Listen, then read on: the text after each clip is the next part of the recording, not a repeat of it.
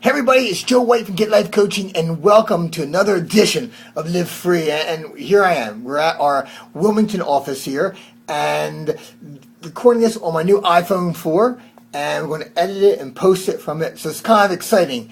But I want to share with you, it came up in one of my sessions the other day, and it's the power of obsession. I mean, think about this. First of all, the word obsession isn't usually a word that has a strong, positive association. But boy, does it have impact in our lives.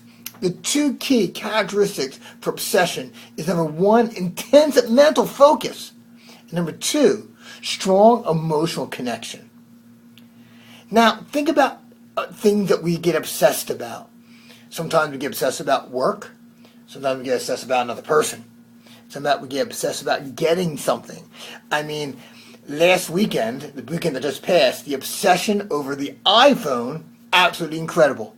1.7 million sold. That is obsession.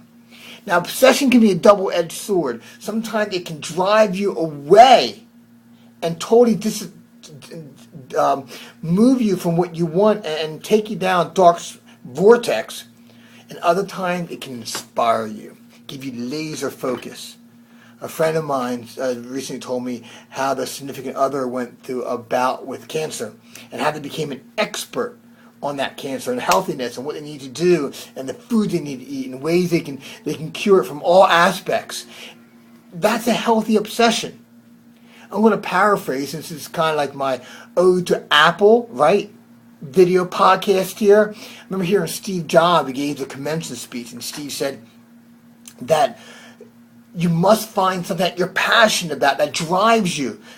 And if you don't have something, you say, get a job, wash dishes, do anything till you find it. Because if you don't have it, you'll never withstand the battles and the ups and downs and the turmoils and all the challenges that starting your own business has. And you need that passion to push you through. You need that obsession.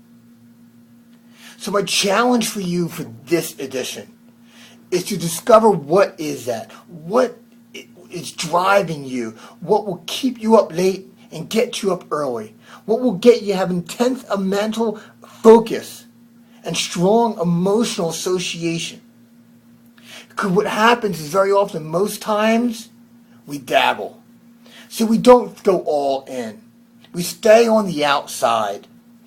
I've always said, if you really love your hand, if life or whatever you're focusing on is a game of poker, if you love your hand, you got to go all in.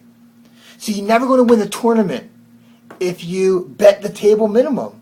You may play for a long, long time, but you know what? You're never going to win. You're never going to final push through. You're never going to get the whole kitty and caboodle. That made no sense. But I'm going to stay with this because we're live here. But you know what I'm trying to say? Sometimes you got to roll the dice and push all in. Not every situation. But when you love your hand, that is when you go in. That is when you push forward. That's when you throw caution to the wind. So I want you to focus on not dabbling.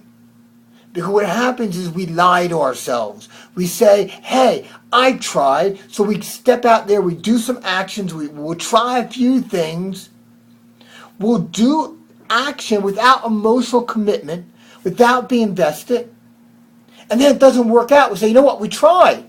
So we tried this advertising plan. I tried the relationship. I tried to change. But when it got too uncomfortable, I just went back to who I was. Because it feels so much better because it's familiar. Well, you're never going to create what you want by settling for comfort. You're never going to get what you want by accepting a level of dabbling in your life. You have to decide, are you going to commit or are you just going to stay back? Are you going to have it easy or are you going to have what you want? Are you going to do what's difficult or accept what's familiar? See, it's a beautiful place. Going all in creates pressure, urgency, commitment.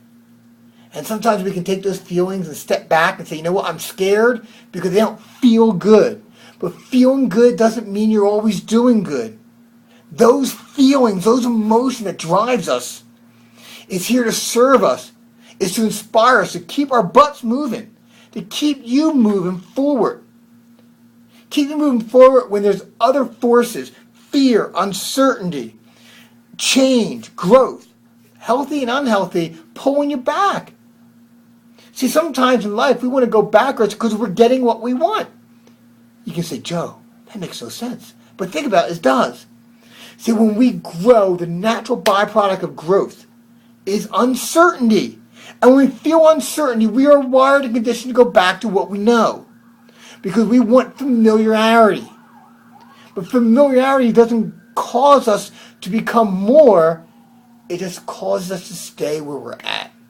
And that's where we trade in growth, fulfillment, for certainty and security.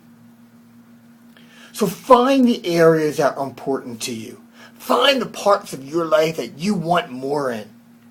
Find something. If you love your hand, go all in. Become obsessed. Give it intensive focus and emotional association.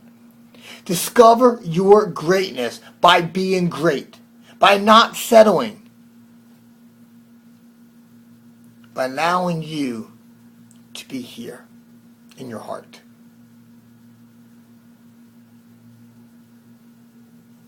So I thank you for watching. Thank you for listening. Don't forget, if you haven't signed up for a 7-day challenge, it's free. It's a free program. 7 days to change your life. 7 short videos, 5 minutes long. Get assigned a coach. It's an amazing, amazing commitment. And it creates amazing results. So if you're interested, make sure you go to www.getlifecoaching.com. And until our next edition, I wish you the very best. Kick some butt today. I'll see you soon. Bye-bye.